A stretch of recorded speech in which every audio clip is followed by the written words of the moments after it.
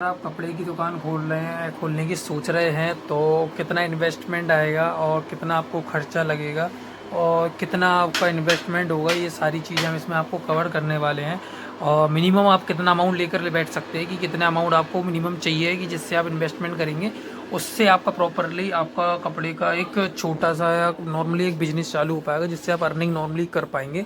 इस तरीके की कुछ शॉप आप अपनी रेडी कर पाएंगे, जो कि एक नॉर्मली इन्वेस्टमेंट की अगर हम बात करेंगे तो इन्वेस्टमेंट होने वाला है। तो हम उसके लिए बताएंगे आपको कि इन्वेस्टमेंट क्या रहेगा क्या नहीं रहेगा, कितना इन्वेस्टमेंट आपको मिनिमम करना पड़ेगा और कितना इन्वेस्टमेंट आपका कम से कम आपको लगेगा, जिसके अकॉर्डिंग आप पूरे कपड़े की शॉप आप चालू कर पाएंगे। इन्वेस्टमेंट की अगर हम बात करते हैं तो कम से कम अगर आप एरिया वाइज, सबसे पहले हमारा होता है एरिया की, हम किस एरिया में शॉप ले रहे हैं।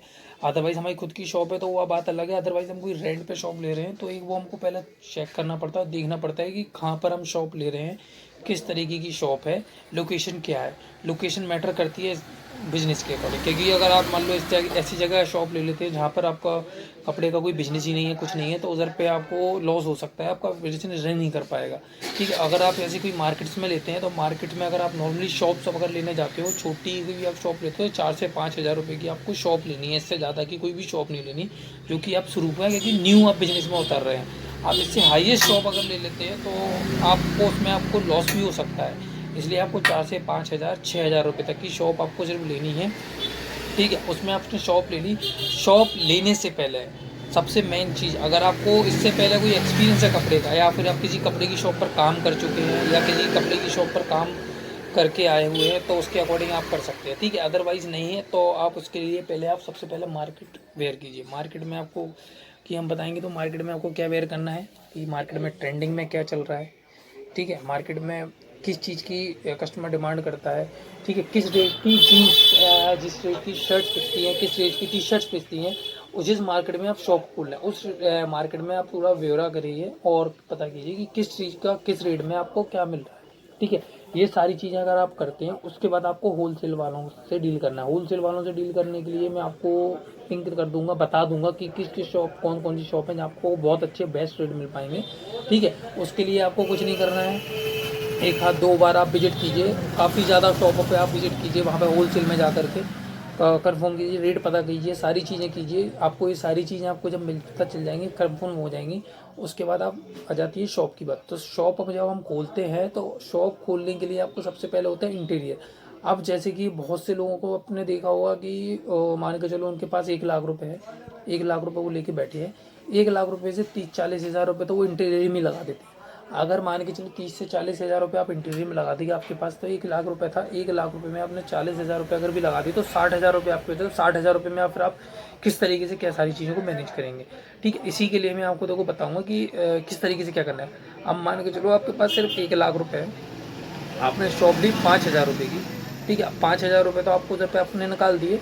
5 हज़ार रुपये की शॉप जो आपने ली है, अब उसमें आप नॉर्मली इंटीरियर की बात करेंगे तो आज की ना वॉलपेपर्स आने लगे हैं। वॉलपेपर भी अगर आपको वहाँ महंगे मिलते हैं तो आप जहाँ होलसेल के लिए जाते हैं, जैसे दिल्ली जाते हैं, गुजरात जाते हैं, सूरत जा रहे हैं, कहीं भी जा रहे हैं, वहाँ पर मैं आपको वॉलपेपर्स वगैरह की सारी होलसेल मंडी बता दूंगा कि जहाँ से आपको बहुत ही रीजनेबल रेट, बहुत ही कम रेट में वॉलपेपर्स और जो ग्रीन घास होती है, बॉल्स वगैरह, काफ़ी सारी चीज़ें आपको वहाँ से प्रोवाइड हो जाएंगी, वहाँ से आप लेकर आ सकते हैं।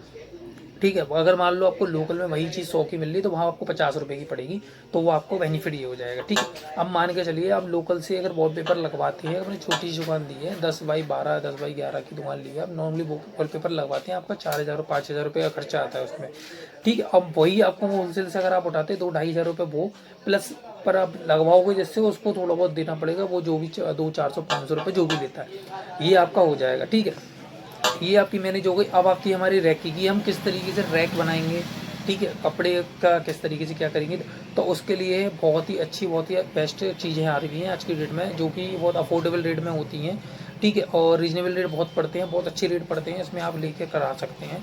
हाँ, अगर आपको लगता है कि नहीं मिल रहा है तो आप मुझको मैसेज कर सकते हैं, मैं आपको उसके लिए क्लियर कर दूंगा कि किस जगह आपको कहाँ पर मिलेगी वो चीज़ें, उसके लिए आप कर सकते हैं। ठीक है, उसके लिए फिर आप गिलास कटवाएँ, गिलास के अकॉर्डिंग उस पर आप बनवाएं। तो गिलास में क्या होगा आपका बेनिफिट, सबसे पहली चीज़ उसमें कोई ना दीमक लगती है, ना ही वो ख़राब होता है। हाँ, अगर उसमें आप वेटेड वगैरह रख देते हैं तो टूटने का बस डर रहता है, तो उसको आप खुद मैनेज कीजिए, तो वो आपका गिलास कभी भी ख़राब नहीं होगा। कभी बाई चांस आप शिफ्ट भी करते हो, कुछ करते हो, तो वही चीज़ आपकी वहाँ पर पहुँच जाएगी, चल जाएगी, लग जाएगी। तो ये आपको एक बेनिफिट्स मिल जाएगी, ठीक है।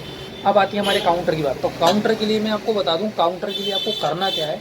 सबसे पहले आप नियर वाइज कोई शॉप देखिए कि किसी को अपना पुराना काउंटर अगर बेचना हो।